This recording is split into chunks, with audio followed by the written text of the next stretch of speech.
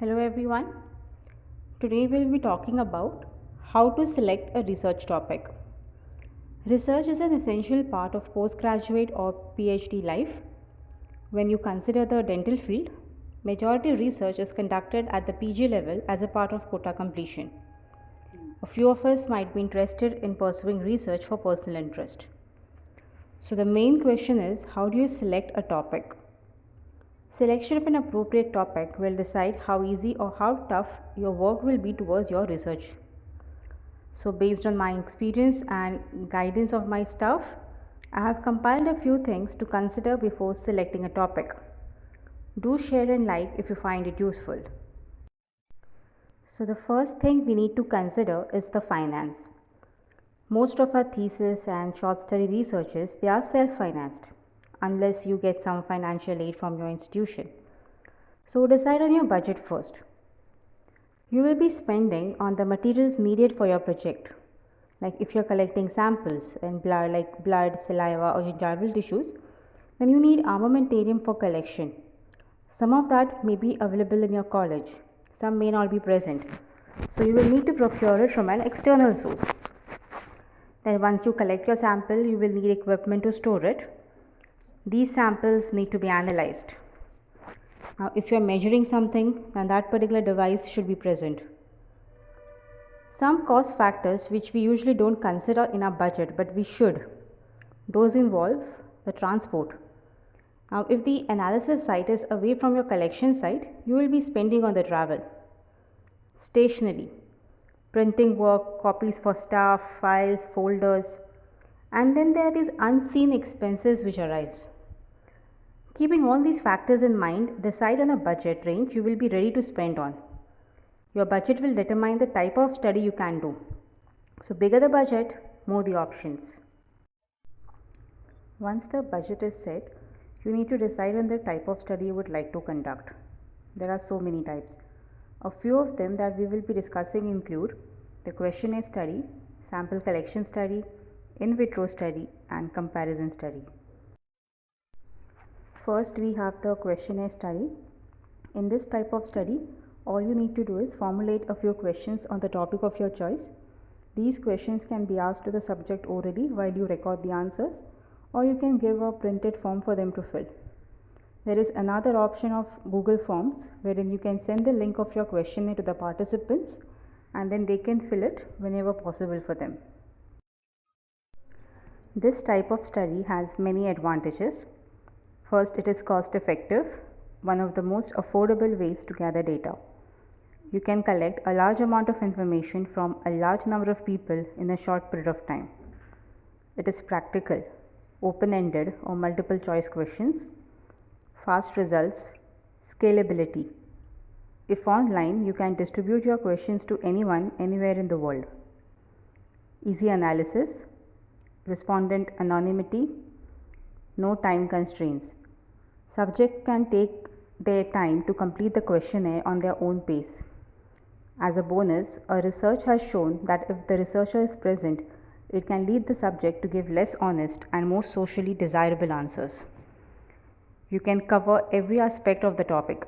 You can ask as many questions as you like. Everything has its own set of disadvantages. The respondents may not be 100% truthful with their answers. Some questions may be ignored or left unanswered. Online questionnaires offer a simple solution. That is, they make the answering the question required. Sometimes the subject may not understand or interpret a particular question correctly.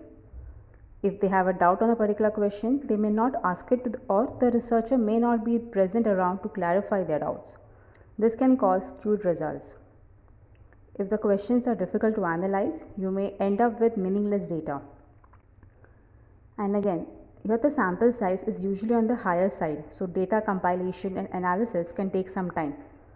There is no way to assess whether the answers filled in by the subject are reliable or not. Studies involving sample collection. Here a sample is collected from the subjects like blood, saliva, GCF, plaque, tongue coating, etc. And then this sample is analyzed in the laboratory via a biochemical test, spectrophotometry, PCR test, etc. Some examples of this study include estimation of salivary neopterin levels in chronic periodontitis, or comparing the salivary neopterin levels pre and post non-surgical therapy in periodontitis patients. Now, there's usually a control group and a study group which has been assigned. Certain criteria are set for each group. Here we need to consider proper sample collection. You need to assure that all the material required for sample collection is available with you. Then are you going to analyze the sample immediately, or you're going to store it for some time? If you're storing, does your college have adequate storage facilities? Figure out where you're getting your sample analyzed, whether it's the college lab or a private lab. Then you also need to consider the term compliance.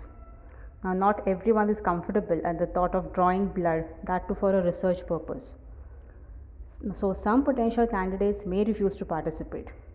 Saliva or plaque collection is much simpler. Now, collection of each of these samples has its own set of advantages and disadvantages. We could cover this some other time.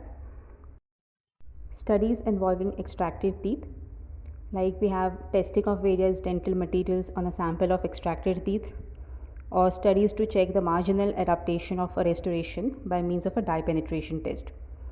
In this case, the tooth sample with the restoration is stored in a staining solution.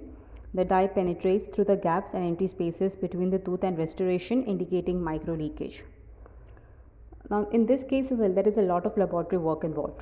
The tooth may have to be sliced to be evaluated under the scanning electron microscope. But this can be done in a very short period of time, provided you devote your hours into it. There is no need of consent for collection, no interaction with people. Comparison studies. Two or more products and their effect on teeth are compared. For example, comparison of the efficacy of two desensitizing toothpaste, or comparing the amount of periapical healing without or after placement of ABC gel, or the comparison of treatment outcomes of two surgical techniques for a particular problem. Here the main problem is in case of follow-up. A lot of patients drop out, so you do not get the follow-up values. So close contact with your subjects is a must. This also means you need to consider taking in more subjects to account for the dropout rate. You may not always get the expected results, so there will always be a dilemma whether you need to include a particular subject or not. The main thing of concern here is that you should not be running around for your research. Try to limit your work within the scope of the lab of your college or city. There are many more types of studies which can be done. These were just a few examples. So now you have decided the type of study you might be interested in doing, but do keep an open mind. So the next thing you do is select the topic of your research. In that, the first thing that you have to do is you need to consult your seniors and your staff. They can guide you about the limitations of your department or city in terms of armamentarium. This will narrow down your search.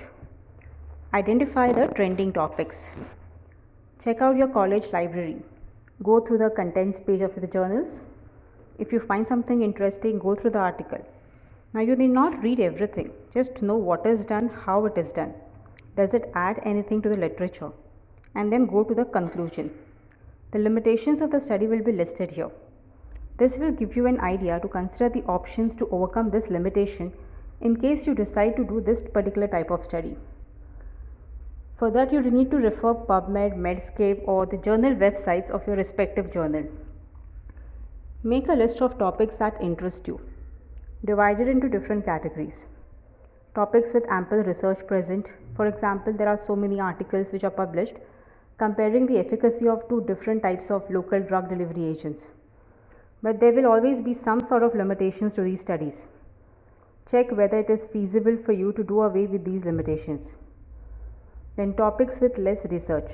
This is a good opportunity to take up the topic, but it also means that you have less literature to refer to. And then we have a new topic, something which has not been attended before. Now the end point of your research should be a publication. Will the study be significant even after 3 years? Will the journals accept it as a publication? Check armamentarium. First, we have the study subjects, be it extracted teeth or smokers with oral lesions. Figure out whether the college OPD will be good enough to meet your sample size needs, or you will need to search someplace else. Next comes sample, right from the collection, transport to analysis. Do you have all the materials required? If you are storing it, how are you storing it? And how long can you store it before it needs to be analyzed? What about contamination, sterilization? How are you taking care of it? In the current COVID scenario, one needs to be more careful. Then comes the equipment. Whether you are measuring something or doing a checkup, you need to have your sterilized instruments ready.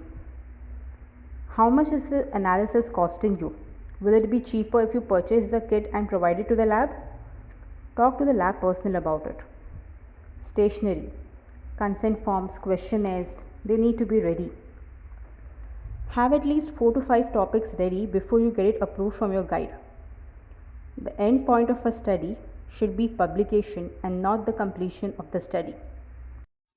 So then go ahead and conduct your study. Easier said than done, right? In case you have any doubts or you're facing any problems with respect to your thesis topic selection, I will be more than happy to help. You can reach out to me in the email mentioned below. So long, guys. Thank you.